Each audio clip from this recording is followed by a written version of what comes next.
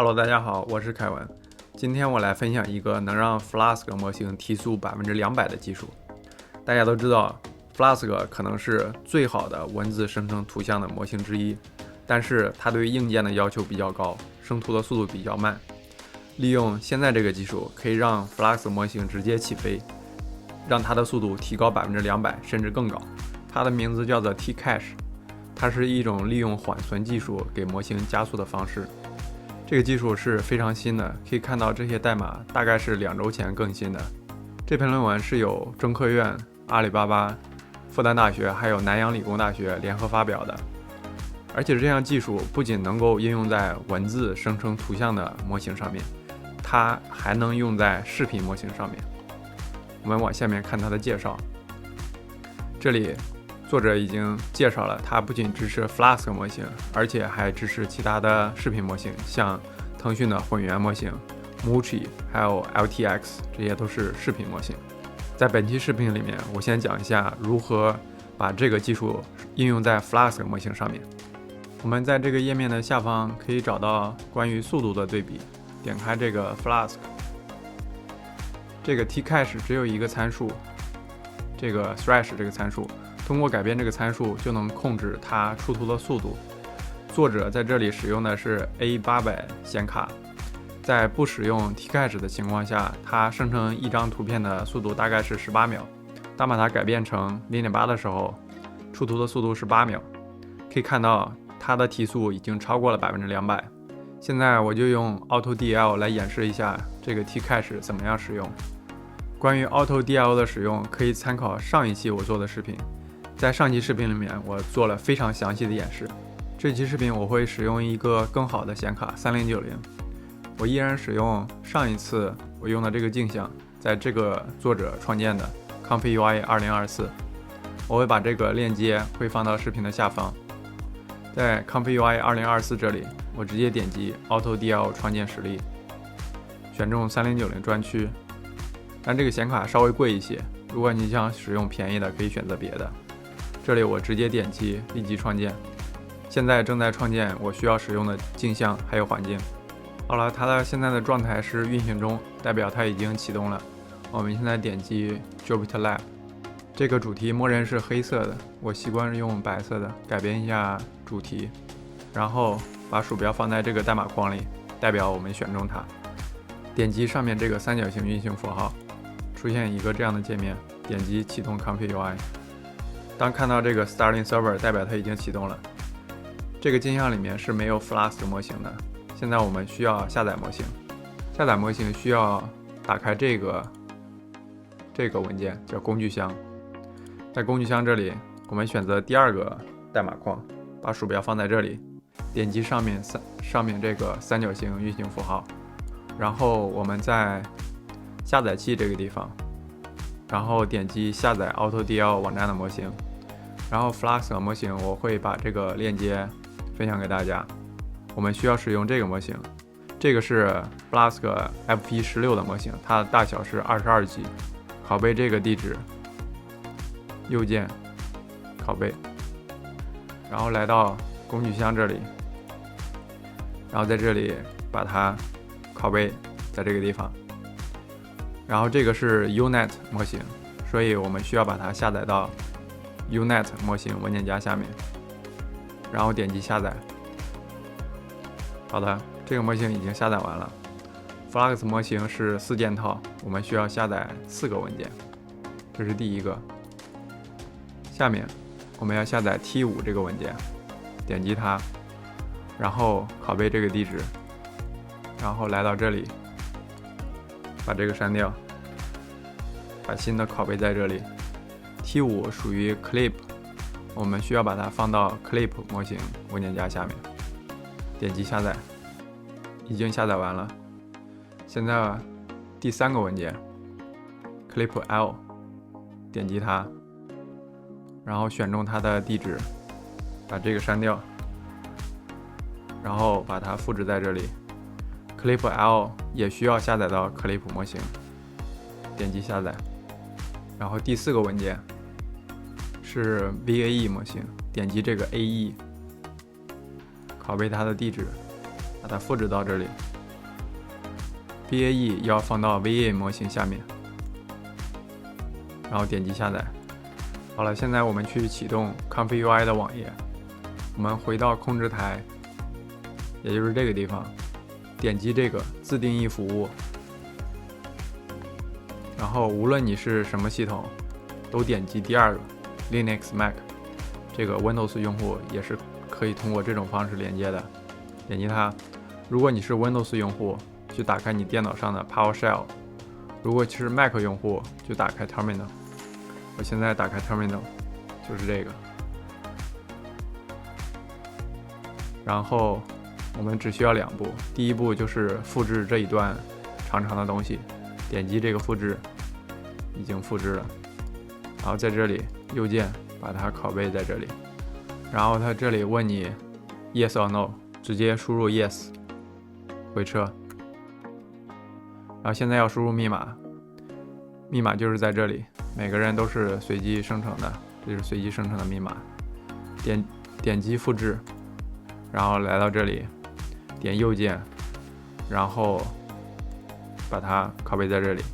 拷贝以后它是没有任何反应的，这个是正常的，它是保护你的密码，不用管它，直接回车，这样就行了。现在我们打开这个链接测试一下，可以看到这个能打开，说明已经连接上了。然后现在我需要拖拽一个 Flask 的工作流，工作流也会分享给大家。这个就是 Flask 最原始的工作流，可以看到在这里我们选择我们下载的模型，这个是 T5 文件，这个是 Clip 文件，这个是 VAE 文件。让我去拷贝一下提示词，我们现在测试一下 Flask 在没有提速情况下它的封图的速度。这个提示词我也会分享给大家，供大家参考。拷贝一下这段提示词，来到这里念一下。这里我会运行几张图片，看一下 Flask 在没有加速的情况下它的速度。好了，这个图片已经生成了，我们快速的看一下速度。我们可以到启动这个文件这个地方向下面找，来到最下面，这张图片它的生图速度是52秒。另外一段提示词，来到这个地方开始。第二张图片也已经生成完了，我们再看一下它的出图的速度，也是52秒，开始。第三张也已经生成完了，看一下第三张速度，也是52秒左右。第四张图片也已经生成完了，大概应该也是52秒左右。现在我们来加速一下，我们需要安装3个插件，这个地址我已经放到这里了，我会分享给大家。我们拷贝一下第一个，然后我们要来到工具箱这个地方，然后点击这个升级管理，然后点击这个安装插件，所以我把第一个的插件地址放在这里，然后再来拷贝第二个插件地址，然后放到这里，然后再拷贝第三个。我们同时安装3个插件，点击安装。好了，当它运行完之后，注意下面的信息非常重要。他说检测到了这些插件需要安装一些依赖文件，让我们点击上面的依赖安装按钮，这个按钮在上面，向上面找，在这个地方。这个按钮刚开始它是没有出现的，当它运行完之后，它可能会出现这个依赖安装，我们需要点击它。好了，现在依赖文件已经安装完了，下面你能看到它的提示。我们现在要上传加速的这个工作流，我也会分享给大家，把它直接拖拽到这里。然后他说这里有缺失的节点，这个不要怕，正好我们来一起演示一下如何解决这个问题。他说这个 T cache for image gen 这个节点缺失，我们可以在这里安装一下缺失的节点，在管理器这个地方点击管理器，点击安装缺失节点，它直接出来了。然后其实我们刚刚已经安装了它，不知道为什么它还提示缺失。我们选中它，点击这个吧 ，Try Update， 让它更新一下。好，更新完了，然后他说需要求重启，我们点击这个按钮重启，然后确定。那这里正在尝试重新连接，我们稍微等一下。他说已经连接上了，那这里还是红的，我们可以刷新一下这个页面，刷新。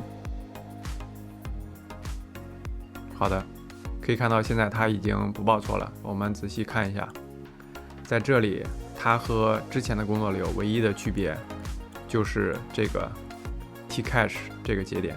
这里我给大家写了，这个默认的参数是 0.4， 然后建议大家把这个参数设置成 0.25 到 0.8 之间。然后为了保证对比的公平性，我们把这个图像的大小设置成1024乘1024。好了，现在都一样了，我们就可以开始对比了。第一次运行会比较慢一些，因为第一次它需要加载模型，所以任何对比第一次都不要计入这个时间。粘贴在这里，开始。好的，第一个图像已经生成了，我们看一下生成的时间。我们点击这个启动文件，然后往下面找，来到最下面，最下面的就是这个图片。可以看到它的时间是33秒，刚刚是52秒，对吧？我们来看第二个。好的，第二个图片也生成完成了，也肉眼看不出来有什么质量上的损失。看一下这个的时间，这个时间是33.41。我们再看下面这个。好了，第三张图片也已经生成完了，质量也没有问题，非常的高兴。我们看一下它的时间，它是31秒，所以基本上都是31到33秒之间。再看一下最后一个，最后一张图片也已经生成完了，看一下它的时间，看一下参数对它的影响。现在我们用的是 0.4， 我们把它设置成 0.7， 试一下。好了，这是 0.7 参数 0.7 生成的图像，然后我们再看一下它的时间，已经提升到了26秒，然后我们还可以继续提升，要把它设置成官方最大的数用的是 0.8， 我们把它设置成 0.8， 再来运行一下。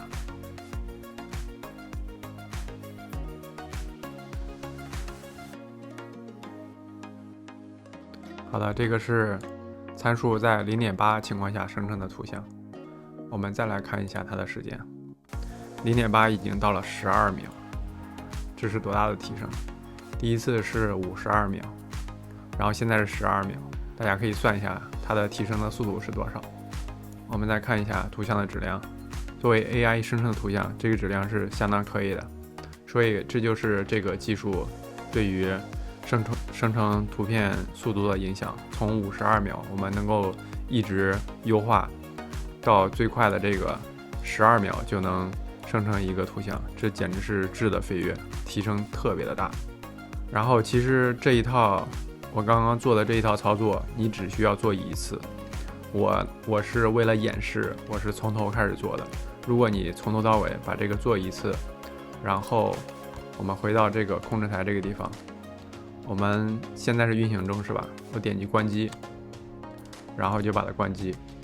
关机之后，你所做的所有的一切都会保存在这个机器里面。等你下一次再开机使用的时候，你所有的东西都在这个机器里面，只需要做一次就行了。